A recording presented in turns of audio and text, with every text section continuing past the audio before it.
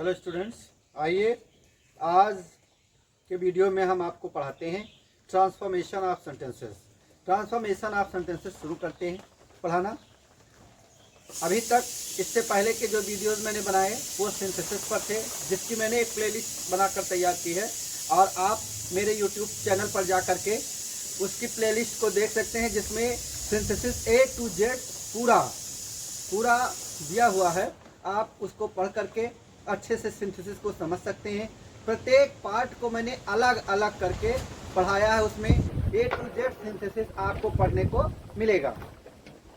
आज शुरू करते हैं ट्रांसफॉर्मेशन ऑफ सेंटेंसेस। तो ट्रांसफॉर्मेशन ऑफ सेंटेंसेस को शुरू करने से पहले उसके बेसिक के बारे में थोड़ा जानकारी लेते हैं। ट्रांसफॉर्मेशन ऑफ सेंटेंसेस क्यों आपको इंटर के सिलेबस में पढ़ाया जाता है? ताकि आप अंग्रेजी के वाक्यों को विभिन्न फॉर्म में व्यक्त कर सकें। किसी भी बात को कई तरह से आप लिख सकते हैं कि अलग अलग तरह से अलग अलग वाक्यों में आप लिख सकते हैं। इसके लिए पढ़ाया जाता है कि आपका जो सेंटेंस स्ट्रक्चर नॉलेज है वो वाइड हो जाए, आप अच्छे से जान जाए कि सेंटेंस को किस प्रकार से व्यक्त कर सकते हैं। एक ही बात को आप 2-3 तरह से 4 तरह से लिख सकते हैं। इसलिए आपको ये सिलेबस इंटरमीडिएट में पढ़ाया जाता है।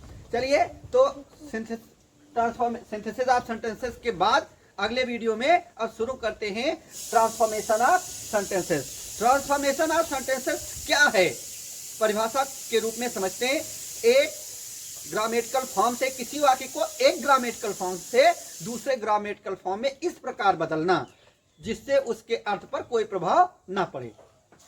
इस प्रकार से वाक्यों को बदला जाए जिससे उसके अर्थ पर कोई प्रभाव न पड़े और वाक्य का रूप भी बदल जाए और अर्थ में कोई परिवर्तन न आए। इस पूरे प्रक्रिया को रूपांतरण कहते हैं, ट्रांसफॉर्मेशन कहते हैं। रूपांतरण, वाक्यों का रूपांतरण। रूपांतरण मतलब रूप में परिवर्तन। रूप में तो परिवर्तन हो जाए परंतु उसके अर्थ पर कोई प्रभाव ना पड़े। तो इस सेक्शन को शुरू करते हैं और इसमें सर्वप्रथम स्टार्ट करते हैं रिमूवल ऑफ टू को देखते हैं। टू को रिमूव करने के 6 तरीके हैं। 6 प्रकार के आपको टू मिल सकते हैं। पहला टू जो मिलता है वो निगेटिव अर्थ देता है, निगेटिविटी के लिए प्रयोग किया जाता है। यहाँ पर मैंने लिख रखा है, देखिए यहाँ टू का अर्थ एक्सेस, उचित से अधिक। उचित से अधिक के अर्थ में किस प्रकार से हम टू को परिवर्तित करते हैं उसका ऊपर रूल भी मैंने लिख रखा है। टू को हटाने को मैं आपको 6 नियमों में पढ़ाऊंगा, जिसका पहला नियम पढ़ाना मैं प्रारंभ करता हूं। फर्स्ट नियम में सबसे पहले सब्जेक्ट, फिर हेल्पिंग वर्ब आएगा। टू जो होगा आपका TOO होगा, उसको सो में बदल देंगे। सो में बदलने के बाद एडजेक्टिव लगाएंगे। कोई एडजेक्टिव, इसके साथ एडजेक्टिव का शब्द अवश्य होगा चूंकि वो विशेषता के बारे में बताएगा। आगे बढ़ते हैं, दैट लगाएंगे इसके पश्चात। फिर इसी सब्जेक्ट को यहाँ दोहरा लेंगे। फिर उसके बाद क्या करेंगे, कैन नॉट या कुड नॉट यहाँ पर लगे हुए हेल्पिंग वर्ब के अनुसार हम लगाएंगे। हेल्पिंग वर्ब यदि इज एम आर में से कुछ होगी तो हम कैन नॉट लगाएंगे, यदि वाज वर्ब होगी तो कुड नॉट का प्रयोग कर लेंगे। फिर उसके बाद वर्ब लिखेंगे और अदर वर्ड्स जो भी होंगे, अदर वर्ड्स को हम जोड़ करके वाक्य को पूरा कर देंगे। चलिए यहाँ एग्जाम्पल से समझते हैं। He is too weak to play cricket. He is too weak to play cricket. यहाँ टू का अर्थ निगेटिव में लिया जाता है, जैसे वह इतना अधिक कमजोर है कि वह क्रिकेट खेल ही नहीं सकता है, ऐसा इसका अर्थ है। वह बहुत ज्यादा कमजोर है क्रिकेट खेलने के लिए, अर्थात इतना अधिक कमजोर है कि क्रिकेट नहीं खेल सकता है। तो यहाँ पर कैसे बनाएंगे, ही इज सो वीक, सो वह इतना कमजोर है, that he can not play cricket, कि वह क्रिकेट नहीं खेल सकता है। यहाँ पर इज था इसलिए यहाँ हमने लगाया कैन नॉट। नेक्स्ट देखते हैं, यदि सहायक क्रिया पास्ट में हो तो कुड नॉट कर देते हैं। इस पर भी एक वाक्य मैंने लिख रखा है यहाँ पर। He was too tired to do anything. वह बहुत ज्यादा थका हुआ था कुछ भी करने के लिए, बहुत ज्यादा थका हुआ था, इतना थका था कि कुछ कर नहीं सकता था, ऐसा अर्थ आता है। तो यहाँ पर क्या करेंगे, he was so tired that he could not do anything. वह इतना थका था कि वह कुछ कर नहीं सकता था। नेक्स्ट देखते हैं, रूल नंबर 2 में आते हैं। जब वाक्य में सब्जेक्ट स्पष्ट ना हो तो वन का प्रयोग करते हैं। अच्छा, आपको इस प्रकार भी इसमें सब्जेक्ट, इसमें वाक्य मिलेंगे जिनमें आपके सब्जेक्ट क्लियर नहीं होंगे, तो सब्जेक्ट जहां क्लियर नहीं होगा वहां वन का प्रयोग करेंगे। अच्छा, उदाहरण से समझते हैं, आइए देखते हैं। The mountain is too high to climb it up. The mountain is so high that one can not climb it up. तो यहाँ पर the mountain is too high to climb it up, तो अब माउंटेन है, यहाँ पर subject mountain है, लेकिन जो उस पर चढ़ेगा वो कोई व्यक्ति ही होगा, इसलिए किसी के लिए कोई एक का प्रयोग करते हैं, उसके लिए वन, अंग्रेजी के वन शब्द का प्रयोग कर लेते हैं। जैसे यहाँ पर देखिए, the mountain is so high that one can not climb it up. Next देखते हैं, अगले रूल की तरफ बढ़ते हैं। रूल नंबर 3, जब वाक्य में फॉर ये आए तो that plus subject plus can not plus be और फिर अदर वर्ड्स जो कुछ भी होंगे उनको हम लिखते हैं। यहाँ पर बी का प्रयोग करते हैं। बी का प्रयोग इसलिए करते हैं क्योंकि वहां होने का अर्थ आता है। अभी आपको हम एग्जाम्पल से समझाते हैं।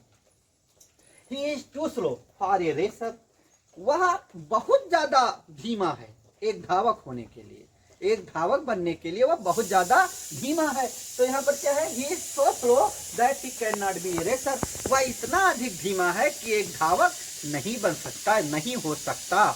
होने का अर्थ यहाँ आता है, होने के अर्थ में हम बी लगा देते हैं। इस प्रकार रूल नंबर 3 में आप जहाँ फॉर ये आएगा याद रखना, वहां पर आप कैन नॉट के बाद में बी लगाएंगे। नेक्स्ट देखते हैं, जिनमें केवल टू का प्रयोग हो, इसका अर्थ होता है उचित से अधिक, जितना होना चाहिए उससे अधिक। जहां केवल टू का प्रयोग होता है वहां उचित से अधिक, जितना होना चाहिए उससे अधिक। तो इस अवस्था में क्या करते हैं, जब इस प्रकार के सेंटेंस मिलते हैं तो उसमें एडजेक्टिव की कंपैरेटिव डिग्री का प्रयोग करते हैं, एडजेक्टिव की कंपैरेटिव डिग्री का प्रयोग करते हैं। और फिर कंपैरेटिव डिग्री लगाने के पश्चात देन ही शुड बी या then it is proper, then he should be या देन इट इज प्रॉपर। इन दो आप फ्रेज को याद रखना, इसको आगे जोड़ देते हैं वाक्य के। देखिए किस प्रकार से, the tea is too hot, no the tea is too cold मैंने लिखा है, the tea is too cold, चाय बहुत ज्यादा ठंडी है। अर्थात कहने का अर्थ क्या है, the tea is colder than it is proper, जितना होना चाहिए उससे अधिक ठंडी है, मतलब बहुत ज्यादा ठंडी है, पीने योग्य नहीं, एकदम चाय क्या शरबत हो गई है, मान के चलिए ठंडी बहुत हो गई है। तो यहाँ the tea is colder than it should be, तो यहाँ पर क्या करेंगे, कोल्ड का कंपैरेटिव डिग्री कोल्डर, और फिर ये फ्रेज मैंने दो यहाँ पर बता रखी है पहले ही, देन इट इज प्रॉपर या देन इट शुड बी का प्रयोग कर लेंगे। एक और सेंटेंस मैंने इसमें लिख रखा है, he is too clever, he is too clever. तो क्लेवर की कंपैरेटिव डिग्री क्या होती है, क्लेवरर, क्लेवरर लिखते हैं। डिग्री ऑफ कंपैरिजन में मैं आपको जो एडजेक्टिव की 3 डिग्रियां होती हैं उनको बड़े ही विशेष तरीके से पढ़ाऊंगा, और वो आपकी समझ में भी आएगा कि किस प्रकार से कंपैरेटिव सुपरलेटिव डिग्री को हम बनाते हैं। पॉजिटिव से कंपैरेटिव सुपरलेटिव डिग्री किस प्रकार से बनाते हैं, ये मैं आपको अब जब मैं आपको डिग्री ऑफ कंपैरिजन ट्रांसफॉर्मेशन के अंतर्गत पढ़ाऊंगा तब मैं आपको वो सभी चीजें बताऊंगा। अभी आगे एक और सेंटेंस मैंने लिख रखा है, देख लेते हैं। He is too clever, he is too clever, तो इसका क्या करेंगे, वह बहुत चतुर है, इसके लिए he is cleverer than it is proper, मतलब वो इतना अधिक चतुर है कि उचित से अधिक है, जितना होना चाहिए उससे बहुत ज्यादा है। अपनी चालाकी से उसने अपने दोस्तों को गंवा दिया है, इतना ज्यादा चालाक है, इतना जितना कि नहीं होना चाहिए। He is cleverer than he should be, तो इन दो फ्रेज का प्रयोग कर लेंगे देन लगाने के बाद। तो स्टूडेंट्स, अगर मेरे द्वारा पढ़ाए गए ये ट्रांसफॉर्मेशन के वीडियोज आपको पसंद आते हों तो हमारे चैनल को सब्सक्राइब कीजिए, English Hindi study hub like कीजिए, कमेंट कीजिए, बेल आइकन दबाइए, और आपको इसी प्रकार के वीडियोस 9 से 12 तक के हिंदी, अंग्रेजी, अनिवार्य संस्कृत, ग्रामर और हिंदी का व्याकरण सब कुछ आपको मेरे वीडियो पर मिलता रहेगा, जो आपके परीक्षा में बहुत ही उपयोगी सिद्ध होगा। Thank you students.